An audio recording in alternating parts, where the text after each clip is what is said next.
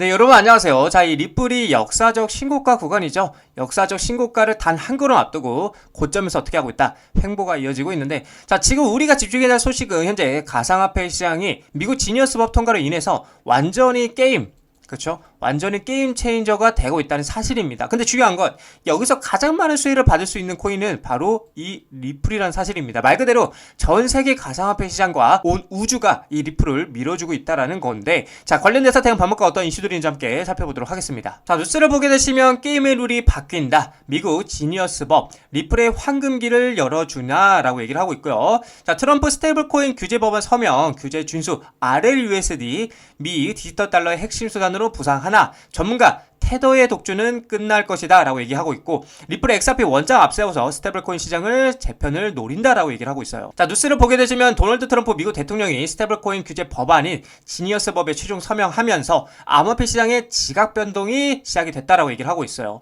전문가들은 이 법안이 규제를 완벽하게 준수하는 리플, 스테이블코인 RLUSD와 XRP의 전례에 없는 기회를 제공하고 있다라는 거, 대놓고 밀어주고 있다라는 거죠. 자, 그래서 현재 시장을 지배하는 테더의 아성을 무너뜨릴 수 있다라는 과감한 전망을 내놓고 있다라는 거예요. 블랙스완 캐피털 리스트의 공동 창립자 버삿 알자라는 새로운 규제 환경을 리플에게 황금기를 열어줄 것이라며 RLUSD가 향후 미국 달러의 디지털 패권을 지키는 핵심 수단으로 어떻게 채택이 될 수 있다라고 주장을 하고 있다라는 거죠. 자, 그래서 규제 준수업은 RLUSD 미 재무부에 피규되나라고 얘기를 하고 있어요. 지니어스법은 미국 내 스테이블코인의 발행사에 대해 1대1 자산 담보, 정기적인 독립 감사, 그리고 자금 세탁 방지 프로그램 등 강력한 규제 준수를 요구한다고 얘기하고 있고요. 알자라는 리플의 RLUSD가 미국 달러 그리고 재무부 채권 등으로 완벽하게 뒷받침되며 이러한 규제 요건은 이미 충족하도록 설계가 됐다라고 얘기를 하고 있다라는 거죠. 자, 그는 이를 근거로 미국 재무부가 규제 리스크가 있는 기존 스테이블코인 대신에 RLUSD를 디지털 달러의 주요 발행 및 유통 수단으로 채택할 가능성이 높다고 분석을 하고 있고, 즉 RLUSD가 전 세계 디지털 금융 시장에서 달러의 영향력을 확대하는 천변 역할을 하게 될 것이라고 얘기를 하고 있다라는 거죠. 더 나아가서 그는 리플의 자체 블록체인인 XRP 원작, 즉 XRPL 역시 RLUSD의 시장 지배력 확대에 핵심적인 역할을 할 것이라고 얘기를 하고 있고, XRP 원작의 빠르고 저렴한 거래 처리 능력과 유동성 공급 기능이 글로벌 상거래에 최적화된 결제 시스템을 제공한다라고 얘기하고 있다라는 거죠. 자, 계속해서 테더의 시대가 저무나 스테이블코인 시장 재편 예고를 하고 있는데, 자, 지니어스법 시행으로 인해서 그동안 규제 회색지대에서 막대한 영향력을 행사해온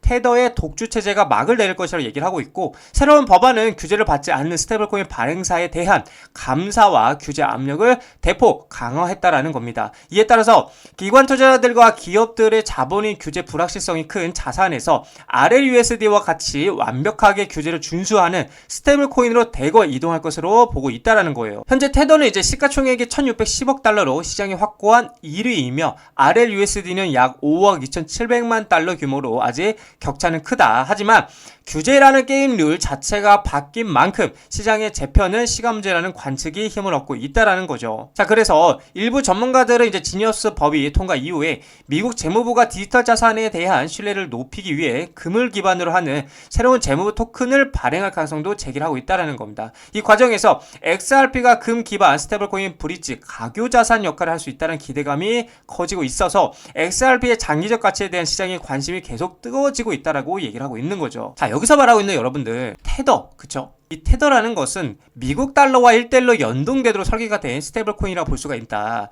테더는 암호화폐의 변동성 문제를 피하면서도 블록체인의 빠른 거래와 탈중앙화의 장점을 살 수 있도록 만들어졌다라는 건데, 자, 도대체 왜 테더가 중요한가에 대해서 좀 더 쉽게 말씀드려보자면, 자, 먼저 가격의 안정성 굉장히 중요하죠.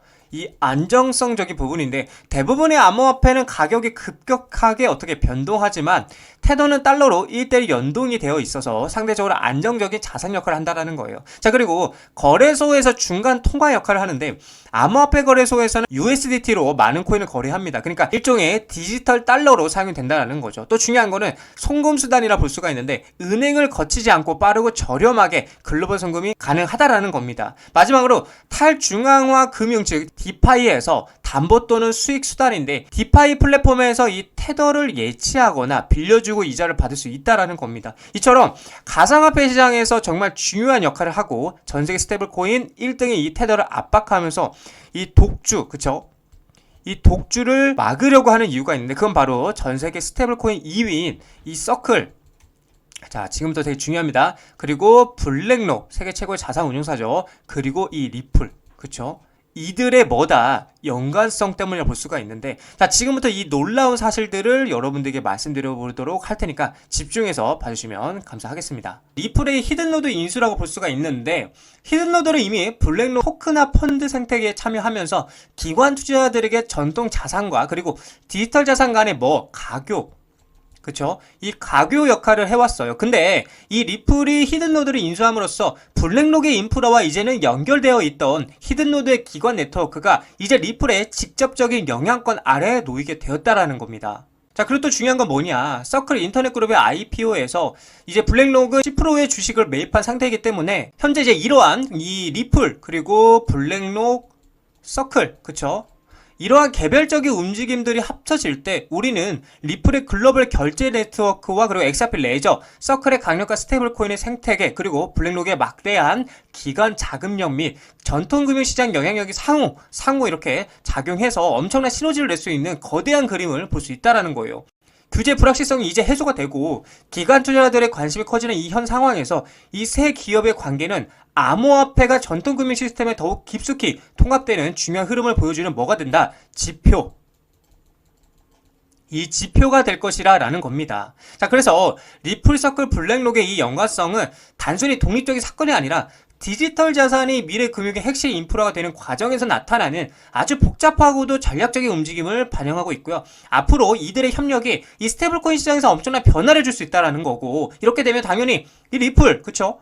이 리플에게는 엄청나게 크나큰 호재가 될 수 있다라는 관점이다 라고 여러분들에게 말씀을 드릴 수 있겠습니다. 자, 리플 차트를 보게 되시면 계속해서 제가 말씀드린 이 상승 추세에 채널 위에서 안착한 상태에서 지금 횡보를 해주고 있는 모습을 보여주고 있는데, 자, 지금 중요한 거는 결국에는 이제 한번 실패를 했잖아, 그쵸? 그러니까 여기서 실패했고 이제 두 번째 실패를 했어요. 자, 이번에 이제 세 번째 도전하러 갈 때에 이번에도 만약에 실패를 하게 된다라면 이번에는 좀 크게 떨어질 가능성이 있다. 어디까지? 4,000원짜리까지 확인하러 떨어질 가능성이 있다라는 거 여러분들 염두에 두셔야 되고, 그래서 결국에는 이 상승 차선을 위에 안착만 되어 있다라면 계속해서 이 고점을 돌파하러 올라갈 수 있는 무빙을 보여줄 것이고, 만약에 이제 여기를 돌파하지 못한다라면은 이 상승 채널 아래까지 떨어지면서 4,000원짜리까지 떨어질 가능성이 굉장히 유력하다라고 볼 수 있는 관점이에요. 그래서 제 생각에는 여기서 바로 이렇게 돌파하는 그림보다 차라리 한 번 더 돌파를 저지당하고 이렇게 떨어졌다가 여기서 말아 올리는 그림이 더 이쁘지 않은가, 이렇게 저는 보여지는 관점이라는 거죠. 그래서 우리가 집중해야 될 것은 다시 한번 도전을 갈 때에 이 전고점을 돌파하는지 여부가 굉장히 중요하고, 그리고 돌파하지 못하고 또 꼬리가 달리고 떨어지게 된다라면은 이번에는 크게 4,000원까지는 충분히 떨어질 수 있다라는 걸 인지하셔야 된다라고 좀 여러분들에게 말씀을 드리고 싶은 관점입니다.